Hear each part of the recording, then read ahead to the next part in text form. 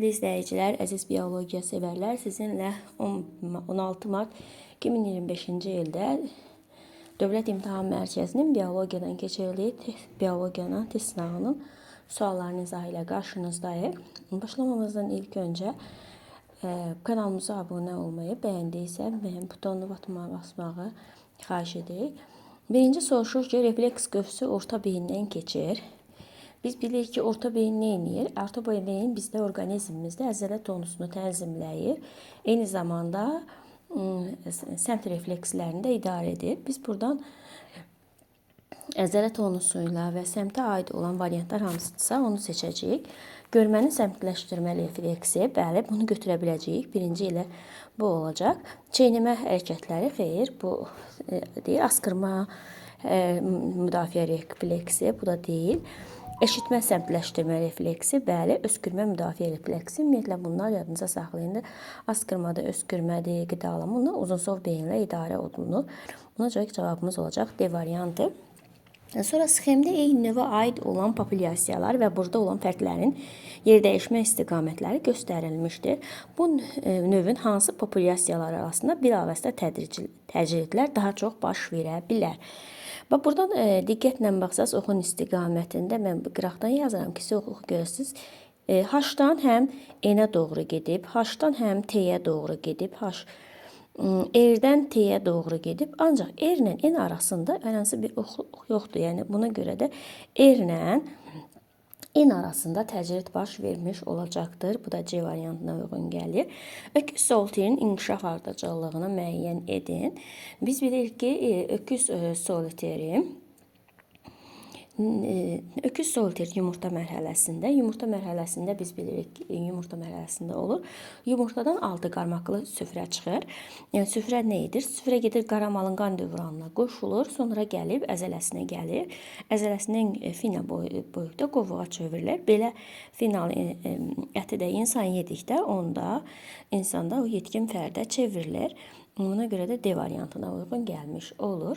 Dördüncü sualda soruşur ki, müəyyən miqdar qlikozanın parçalanmasında nəticəsində oksigenli mərhələdə əmələ gələn atifli molekulu, su molekulu, glikoliz mərhələsində atifli su molekulu. Biz ilk öncə bir molekul atiflinin parçalanması nə qədər zaman ayrılan. Biz bilirik ki, bir molekul oksigenli mərhələdə glikoza parçalananda 36 mol atifli əmələ gəlir.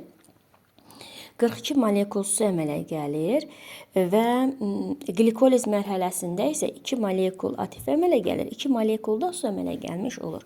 Buradan deyir ki, A-B fərqi 36-dır. Biz ilk öncə 1 molekul üçün A-B fərqini tapacağıq. 36-dan ikisini çıxsaq, əgər yuxarıdan yazıram, 36 minus 2 eləyəcək 34. Ancaq bir də bizə 136 verilib. 136 verildiyinə görə biz bunu 136-ya böləcəyik. 136 bölünsün 34-ə. Bu da eləyəcək 4 etmiş olacaq. 4. Bu siz nə deməkdir? Bu deməkdir ki, burada 4 molekul glikoza parçalanıb. İndi biz birinci burada ATF-nin miqdarını burada necə? X minus Y fərqini. X minus Y fərqini tap dediyinə görə biz buradan X-i tapacağıq. Birdən X-i tapmaq üçün buradan yazıram. X bərabərdir. X-i tapmaq üçün dedik 4 molekul. 1 molekulunda da neçə idi? 42. 42-ni vuracağıq 4-ə. Eləyəcək 168. Yəni 168 molekul su ayrılıb. Bizdən də Y tapmaq. Bir molekul Y-də bərabərdir. 1 molekulda 2-dir. 4 molekulda neçə eləyəcək? 4-ü vuracaq. 2 eləyəcək 8. Deməli, 8 molekulda glikoliz mərhələsində ayrılıb. X minus Y, yəni 168-dən 8-in çıxsaq neçəsi qalacaq? 160. Bu da Y variantına uyğun gələcək. Sonra 5-ci sualımızda nə soruşur? Gözün quruluş elementləri və bəbəyin arxasında yerləşir. Gözün quruluş elementlərindən bəbəyin arxasında yerləşən billurdur. Görə ikinci variantımız bizi bunu təsdiqləyəcək ki, bulanması katarakta, bəli. Billurun bulanması katarakta xəstəliyinə gətirib çıxarar. Bu da D variantı. Uyğunluğu müəyyən edin. Kalmık cersey. Kalmık cersey bilirsiniz ki, heyvanlar növ daxili hibridləşmədir. Çoxillik buğda bitkilər arasında aparılan uzaq hibridləşmədir. Bu zaman nədən istifadə edirik? Buğda və aeroqotundan istifadə edirik. Bestir. Bestir heyvanlar arasında aparılan uzaq hibridləşmədir. Burada da bölgə balığı ilə cökə balığından istifadə edilir. İndi uyğunluğu müəyyən edin deyir. Növdaxili çarpazlaşma nəticəsində alınıb. Uzaq hibridləşmə nəticəsində alınmayıb. Demək, uzaq hibridləşmə nəticəsində alınmayıb deyəndə biz 6-ya aid edirik B-yi. Yəni, biri aid edirik. Alınmayıb, biri aid edirik B-yi. Sonra bir də A-nı da aid edə bilərik.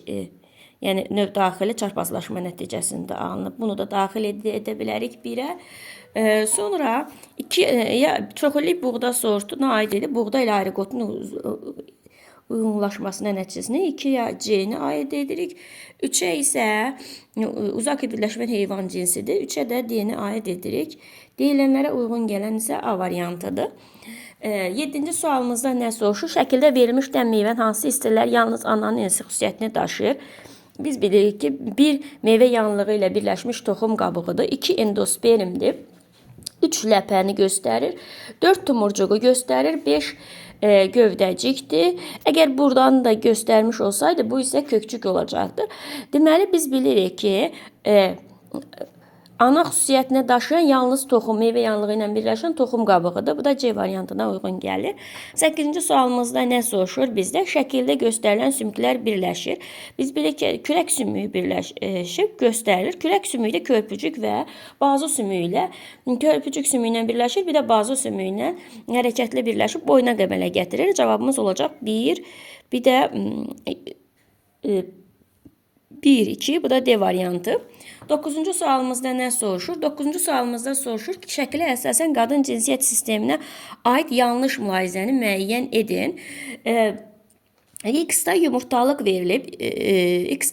Bunlar yumurtalıqdır. Y yumurtalıq borularıdır.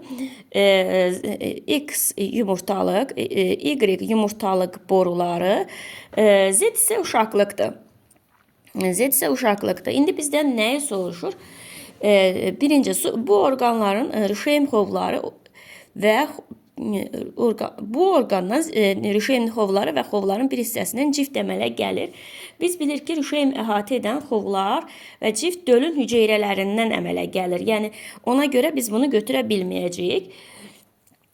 Burada 2 cür xromosom yığına malik hüceyrə rast gəlinə bilər. Biz bilirik ki, ümumiyyətlə cinsiyyət vəzlərində 3 zona olur. Böyümə zonası, yetişmə zonası, çoxalma zonası.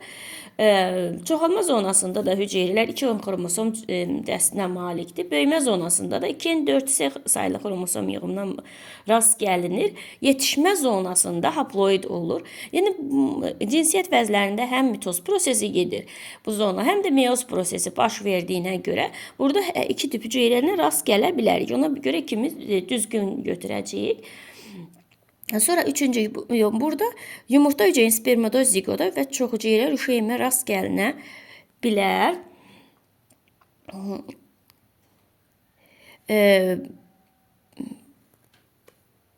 Cavabımı deməli bizdə düzgün olmayanı götürəcəyik də. Rast gəlinə bilər. Bəli, burada Y nə idi? Yumurtalıq, uşaqlıq yoluydu, uşaqlıq. Yumurtalı boruları, yumurta boruları. Yumurta borularında yumurta hüceyrə bu qıflar vasitələ yumurta borularına gəlir və burada spermatozoid də daxil olur və burada mayalanma baş verir. Mayalanma baş verməsi nəticəsində zigot da əmələ gəlir, sonradan o çox hüceyrə rişeymə çevrilir. Yəni, bu da burada baş verə bilər. Z burada müvəqqəti daxili sekresiya əmələ gətirə bilər. Cift müvəqqəti, uşaqlıqda 2 cür, ümumiyyətlə qadın daxili cinsiyyət, 2 cür müvəqqəti daxili sekresiya var. Biri sarı cisimdir, yumurtalıqda əmələ gəlir. Digəri isə uşaqlıqdır. Burada uşaqlıqdan uşaqlıqda əmələ olan ciftdir. Ona görə də bu götürə bilərik.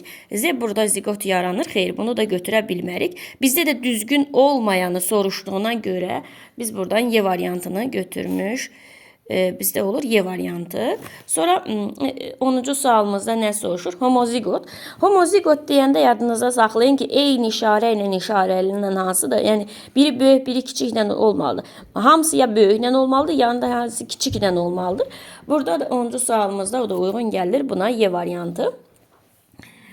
Burada sxemə əsasən cədvəldə verilmiş x, y və z düzgün ardıcıllığını müəyyən edin. Bax, burada görürsünüz, x da mənfidir, y müsbətdir, z mənfidir. Yəni, bu x olan xüsusiyyət qurbağada yoxdur. Deməli, döş qəfəsi, bəli, qurbağada yoxdur. Üç kameralı ürək y-də, bəli, var. Göstər göz qapaqları, bəli, var. İkincində nə soruşur? Xarici qulaq, bəli, yoxdur. Kloko var, döş sümüyü də var. Yəni, bu ikisi bunda var. Sonra caynaqlı barmaqlar. Burada var, ancaq burada mənfi göstün.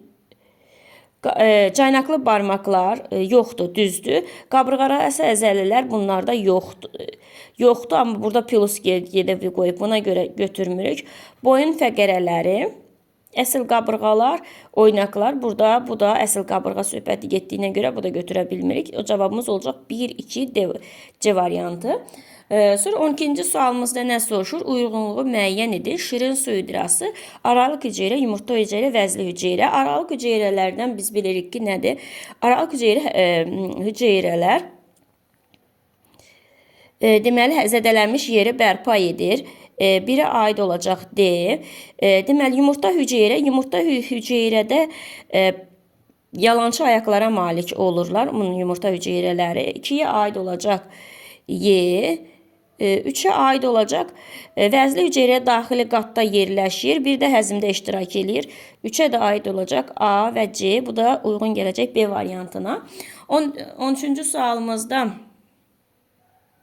deməli, bir dəqiqə 12-ci burada B variantına aid etmiş olacaq. 13-cü sualımızda erkək heterogametliyə malik diploid iki evli çiçəkli bitki. Yəni bu X, Y-dirsə bu artıq erkəkdir. O deməkdir ki, iki evli bitki mərkəzi hüceyrənin mayalanmasını Y xromosomu daşıyan sperm iştirak eləyibsə.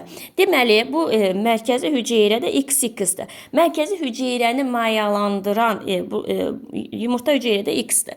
Mərkəzi hüceyrəni mayalandıran Y-dirsə, bura gələn mərkəzi hüceyrəni mayalandıran hansı xromosom dəstinə malikdirsə, o yumurta hüceyrəndə eyni xromosom dəstinə malik olan mayalandıracaqdır. Ona görə də bunun yaranan hüceyrənin də cinsiyyəti XY olacaq. Yəni, erkək bitkinin xüsusiyyətini daşımış olacaq.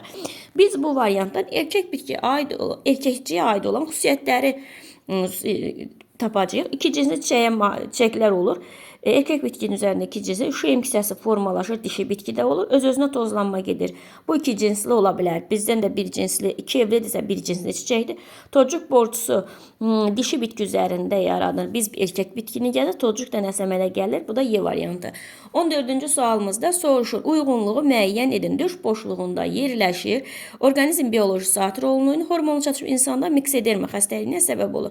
Biz bilirik ki, döş boşluğunda yerləşən nədir? Timus vəzidir. Birə uyğun gələcək C. Deməli, orqanizm bioloji saat rolunu oynayan epifiz vəzidir. Yəni, epifiz burada A variantının adı. Sonra isə hormon insanda miksederma xəstəliyinə səbəb olanda qalxana bənzər vəzidir. Bu da Y. Deyilənləri də uyğunlaşır. 14-də A variantı uyğun gələcək. 15-də 1-də 1-ə milçək, çəyirtkə, göyüm. Bu sırada müvafiq olaraq həşəratların hərəkət orqanlarını sayının dəyişməsinin qrafik ifadəsini müəyyən edin. 1-də hərəkət orqanlarının sayı 6-dır. Milçəkdə 2 dənə qanadı var deyə 8-dir. Çəyirtkədə 4 qanadı var deyə 10-dur. 1-ənin qanadları yoxdur deyə 6 götürürük. Göyündə 2 dənə qanad var deyə göyünü götürürük 8. 8. Bitdə yenə 6 olacaq. Deməli, neynədir? 6, 8, 10 artdı, azaldı. Bu da A variantına uyğun gələcək. 16-cı sualımızda nə soruşur bizdən? Hansı meyvələrin, toxumların ara kəsmə üzərində yerləşməsəydi, yer fındığının meyvələrinə oxşayardı.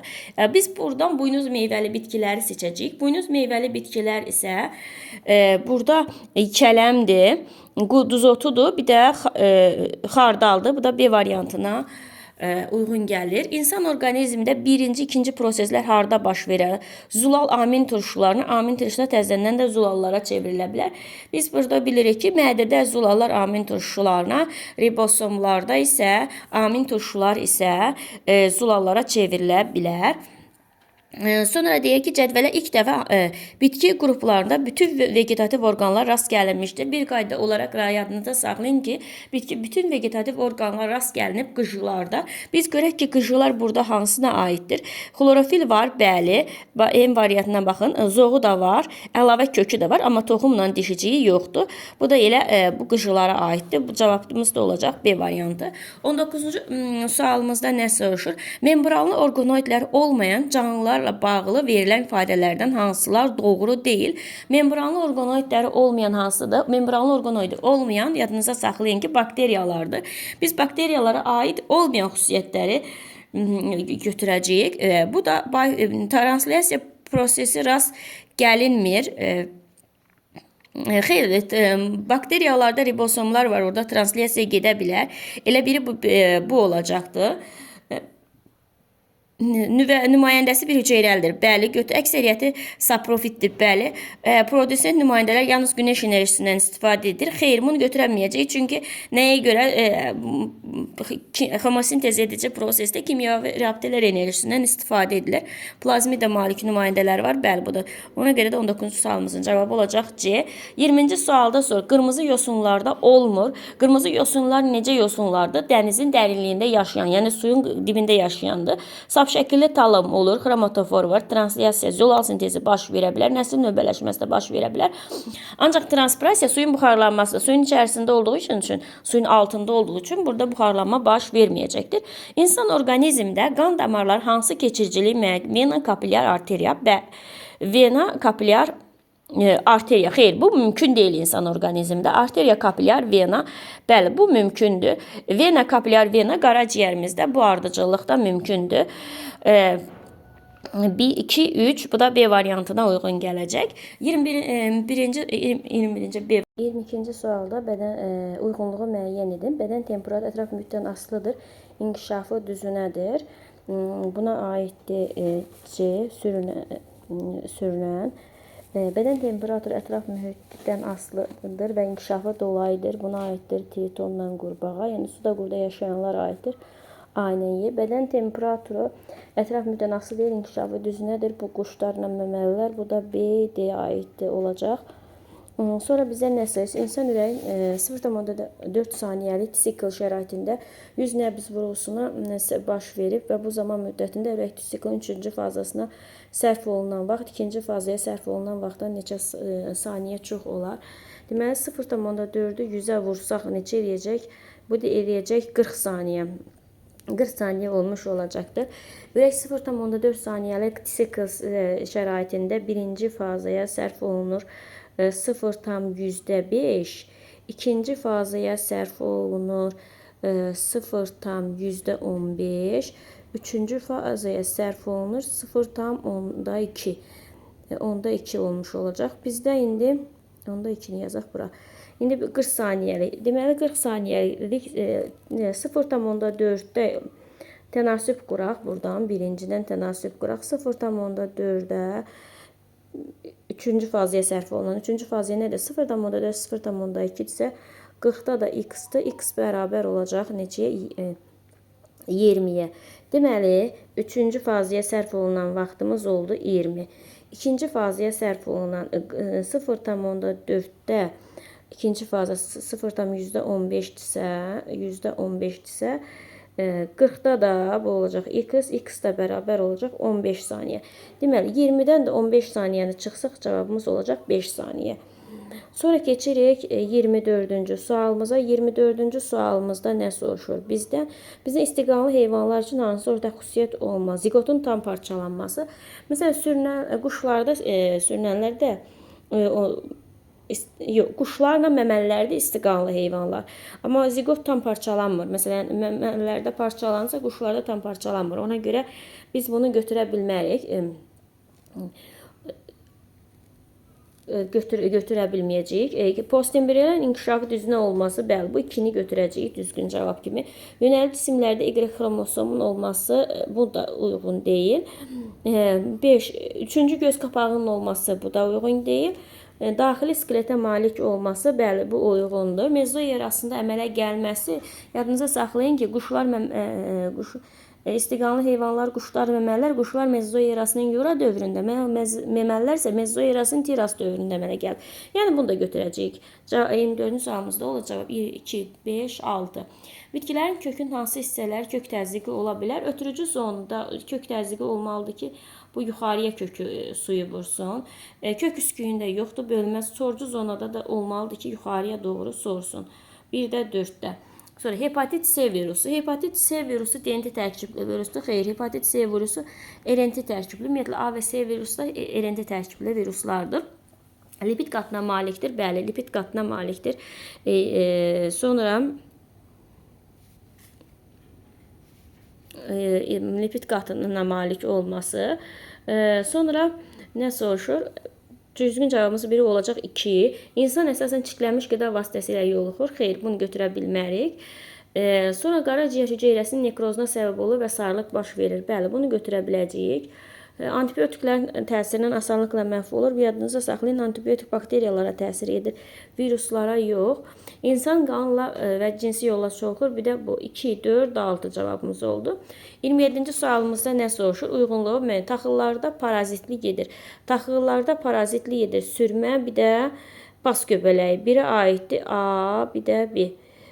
Sonra bir hüceyrəli çox nüvəlidir. Bir hüceyrəli çox nüvəli olan ağ kif göbələyidir. Bu da C-yə aiddir. Meyvə cisimləri çox illikdir. Meyvə cisimli çox illik olan qov göbələyidir. Bu da D-yə aid olmuş olur. Sizə təqdim olunanı diqqətlə oxuyun və burada verilmiş məlumatları da istifadə edərək 28-30 tapşırıqları cavab vərəqində yerinə yetirin. Nəzərə alın ki, hər tapşırıqda alınan nəticə həmin situasiya ilə bağlı növbəti tapşırıqda istifadə olunur. Nəvə və babası bağda albal ağaclarının calaq etməsini maraqla seyr edir. Buna görə baba nəvəsinin calağın necə edəcəyini göstərərək izah etməyə başlayır. O, bu çoxalma formasının kənd təsərrüfatının bol məhsul əldə edilməsində və dekorativ bitkilərin artırılmasına istifadə olunduğunu qeyd etdi. Və burada görürsünüz, A nədir? A calaq üstüdür. Görürsünüz, A burada calaq üstüdür. B nədir? B hər hansı bir tumurcuqdur. Tumurcuq hissəsini götürmüşük. B isə tumurcuqdur. Baş hərflərini yazaq. Sonra burada C isə bu calaqaltıdır. Calaqaltıdır. Sonra baba digər calaq nüvəsinə məlumat. Şəkildə A, B, C nə doğrudur? Dedik ki, A nə oldu? Calaq üstü, B tumurcuq, C isə calaqaltı. Babanın etdiyi bu calaq hansı calaq üsuluna aid olduğunu müəyyən edin və yazın. Babanın bu üsul birinci bu yarma üsuludur. Bu isə sadə calaqdır. İkincisi isə bu da sadə. Bu yarmadır, bu da sadə calaqdır. Burada isə sonra bizdən nə soruşur? Olduğunu müəyyən edin və hansı calaq üsulları olduğunu müəyyən edib yazın. Burada həm də bax tumurcuqdan da götürülüb göz calağı da vardı. Sonra cavab vərəqində verilmiş cədvəli doldurun. Cavab vərəqində belə bir fəsiləsini qeyd elə, meyvəsini qeyd elə, çiçək düsturunu qeyd elə, çiçək qrupunu qeyd elə. Biokinezdə hansı rol oynayır, onu qeyd elə. Deməli, biz bilirik ki, bunun hansı fəsliyə aiddir? Albalı aiddir gül çiçəklər fəsiləsinə. Həmçinin baş hərfini yazırıq. Meyvəsi albalının meyvəsi çəyirdək meyvədir. Çiçək qrupu sadə, çiçək qrupu bunlarda sadə çətirdir. sadə çətir. Çiçək düsturu K5, L5, Y sonsuz, D1-dir. Sonra biogeosinozda da süni biogenozda əmələ gətirir. Sonra babanın nəvəsinə öyrətdiyi çoxalma forması ilə çiliklə çoxalma formasının 3 fərqli xüsusiyyətini yazın. Babanın nəvəsinə öyrətdiyi çoxalma forması, çoxalma forması calaqla çoxalmadır. Calaqla çoxalma forması üstünlüyü ondan ibarətdir ki, məhsuldarlığı artırır, keyfiyyəti yüksəldir. 3 dənə fərd ondan ibarətdir ki, calaqla çoxalanda 2 fərd iştirak edir. Çiliklə 1 fərd iştirak edir. Calaqda kök yaranmır, amma çilikdə əlavə və yan köklər yaranır. Calaqda yeni əlamət yaranır, amma çilikdə isə yaranmır. Ana bitkinin konkret xüsusiyyətlərini təkrarlayır. Bu qədər, diqqətinizə görə sağ olun.